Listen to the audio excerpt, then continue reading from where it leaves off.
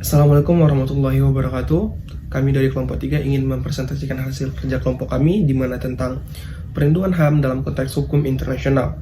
Di mana saya sebagai moderator Asyan Hendriawan, lalu ada rekan saya Nabila Fathia, Intan Rahmaniyar Izati, Muhammad Zulfikri, Sylvia Dia Anggraini, Zahrul Fuadi, Dia Ramadhani Tanjung, dan Adina Nabila dan juga Nurul Askiani. Nah, yang melatar belakangi kasus kali ini yaitu Tenaga Kerja Indonesia atau TKI adalah salah satu penggerak tata kehidupan ekonomi dan merupakan sumber daya yang jumlahnya cukup berlimpah. Hal ini dapat dilihat dari masih tingginya jumlah pengangguran di Indonesia serta rendahnya atau minimnya kesempatan kerja yang disediakan. Kebijakan dan program pemerintah mengenai penempatan TKI ke luar negeri merupakan salah satu solusi untuk mengurangi tingkat pengangguran di tanah air dengan memanfaatkan kesempatan kerja di luar negeri. Nah, selanjutnya materi pertama akan disampaikan oleh rekan kami, dipersilahkan. Baik, langsung saja kita ke pembahasan yaitu pengertian hak asasi manusia. Dalam Undang-Undang Nomor 39 Tahun 1999 menjelaskan bahwa hak asasi manusia merupakan seperangkat haknya yang telah melekat pada individu sebagai makhluk Tuhan yang Maha Esa dan wajib dijunjung tinggi, dihormati dan dilindungi oleh negara, hukum, pemerintah, dan setiap orang. Menurut John Locke, hak kodrati adalah hak yang dimiliki oleh manusia bahkan sebelum adanya pemerintah. Hak kodrati itu juga disebut hak dasar yang meliputi hidup, kebebasan, dan hak milik pribadi. Hak asasi manusia secara umum adalah hak dasar atau hak pokok yang dibawa oleh manusia sejak lahir yang secara kodrat melekat pada setiap manusia dan tidak dapat diganggu-gugat karena merupakan anugerah Tuhan Yang Maha Esa. B. Pengertian internasional. Yang pertama, menurut KBBI Indonesia, internasional artinya menyangkut bangsa atau negeri seluruh dunia. Yang kedua, menurut Wikipedia, internasional atau mancanegara adalah sinonim dengan istilah luar negeri. Jadi sesuatu yang berasal atau terjadi di luar wilayah daerah kekuasaan daerah administrasi Indonesia. Di sini saya akan menjelaskan sejarah pembentukan hak asasi manusia internasional. Hak asasi manusia diperjuangkan ketika kezaliman atau kejamanan para raja pengasuh mendorong orang-orang yang mencintai kebebasan untuk memikirkan, proklamasi dan membela hak-hak yang mereka miliki. Mulailah kebangkitan perjuangan terhadap hak asasi manusia. Selain hal tersebut, ada salah satu alasan mendorong masyarakat dunia untuk memperjuangkan hak asasi manusia. Perang Dunia Kedua yang menimbulkan kesengsaraan masyarakat dunia sekaligus ketakutan dan rasa tidak aman kala memuatan manusia, sehingga menimbulkan keinginan untuk merumuskan hak asasi manusia dalam suatu naskah internasional, dan usaha tersebut mendapatkan hasil pada tanggal 10 Desember 1948 berhasil diterimanya Universal Declaration Human Rights, pernyataan sedunia tentang hak asasi manusia oleh negara-negara yang bergabung Perserikatan Bangsa-Bangsa di Paris. D. Perlindungan HAM dalam konteks internasional. Ada beberapa dokumen penting yang membentuk kerangka kerja untuk perlindungan HAM di tingkat internasional, yaitu 1. Universal Declaration of Human Rights atau Deklarasi Universal Hak Asasi Manusia. 2. International Covenant on Civil and Political Rights atau Fakta Internasional tentang Hak-Hak Sipil dan Politik. 3. International Covenant on Economic, Social, and Cultural Rights atau Fakta Internasional tentang Hak-Hak Ekonomi, Sosial, dan Budaya. 4. Konvensi tentang penghapusan segala bentuk diskriminasi rasial. 5. Konvensi tentang penghapusan segala bentuk diskriminasi terhadap perempuan. Berikut adalah beberapa contoh perlindungan HAM di negara-negara ASEAN. 1. Indonesia, adanya Konstitusi Undang-Undang Dasar 1945 mengakui berbagai HAM termasuk kebebasan beragama dalam pasal 29. 2. Thailand, konstitusinya mengakui hak-hak asasi manusia termasuk kebebasan beragama pada pasal 26. 3. Filipina, konstitusinya melindungi berbagai HAM termasuk kebebasan beragama. Perlindungan hak asasi manusia terhadap buruh internasional, termasuk tenaga kerja Indonesia, merupakan isu penting dalam konteks internasional. Ada beberapa prinsip dan mekanisme yang berlaku untuk melindungi buruh internasional, termasuk TKI. Berikut ini beberapa hal yang perlu diperhatikan. 1.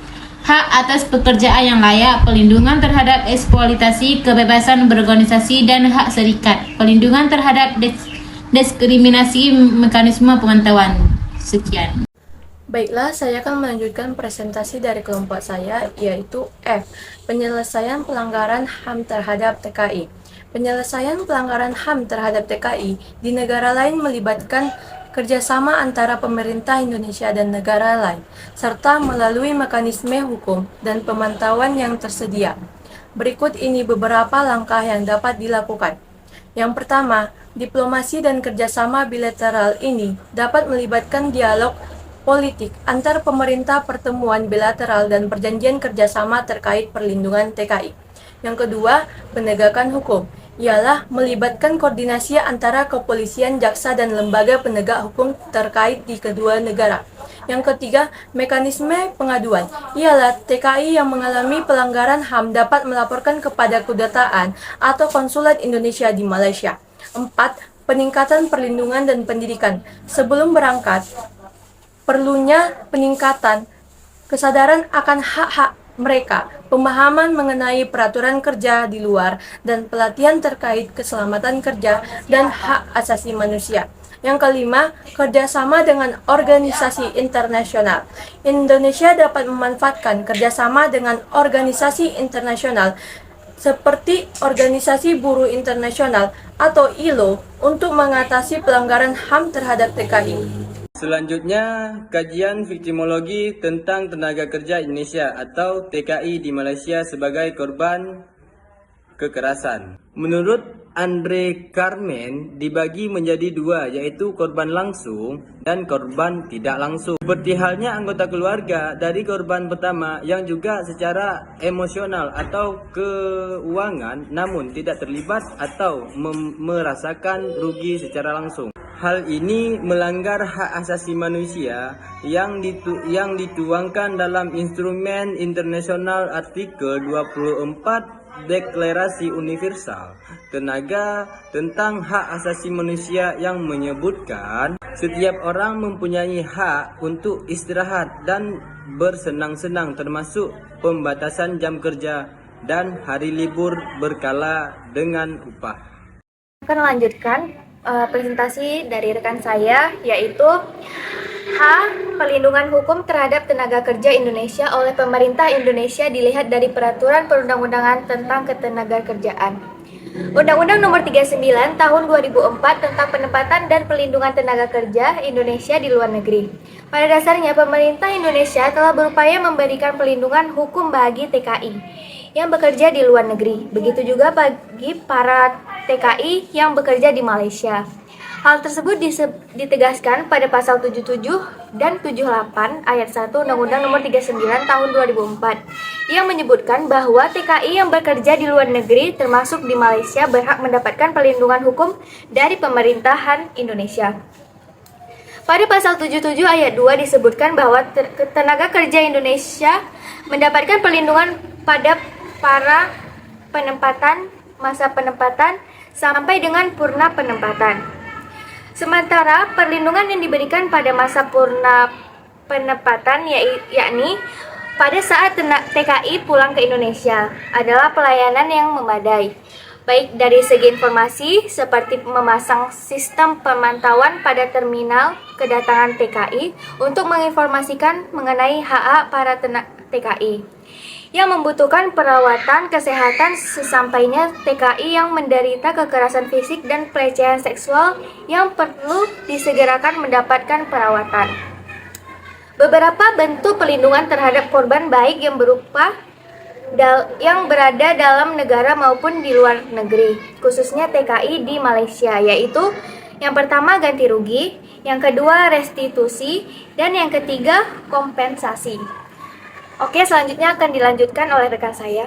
Nah, dari materi yang telah dipaparkan tadi, maka kami dapat menarik kesimpulan bahwa perlindungan HAM internasional merupakan komitmen global untuk melindungi dan menghormati hak-hak dasar semua individu tanpa diskriminasi.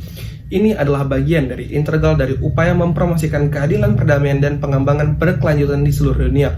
Dan yang kedua, buruh internasional merupakan termasuk tenaga kerja Indonesia yaitu TKI memiliki hak-hak manusiawi yang harus dilindungi dan dihormati di tempat kerja mereka. Perlindungan HAM buruh internasional adalah penting untuk memastikan bahwa buruh internasional tidak dieksploitasi, diperlakukan dengan tidak manusiawi, atau menghadapi diskriminasi di tempat negara tujuan mereka. Sekian presentasi dari kami. Assalamualaikum warahmatullahi wabarakatuh.